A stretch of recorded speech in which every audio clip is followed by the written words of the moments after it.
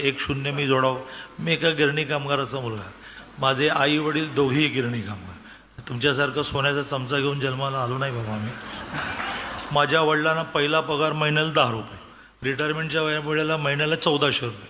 आणि त्यामुळे मी अशी घोषणा करत नाही. म्हणजे वेळ पडली तर घरदार विकून सामाजिक काम करण्याची सवय लागली आहे, ते पण ती वेळ इथे येणार नाही. पण शासकीय निधी, शासकीय अधिकार हातात आहेत. दादांनी लगेच सूचना केलेली आहे, ते त्यांच्या भाषणामध्येही त्याचा उल्लेख करतील. कारण अर्धा पार्ट मी करण्याचा आहे, तो मी घोषित करतो की नियोजनमधून प्रस्ताव तयार करून मी मुंबईला तुमच्याकडे पाठवतो. मग त्यांनी त्याची विशेष बाब करून मान्यता द्यायची, ते लगेच देतील.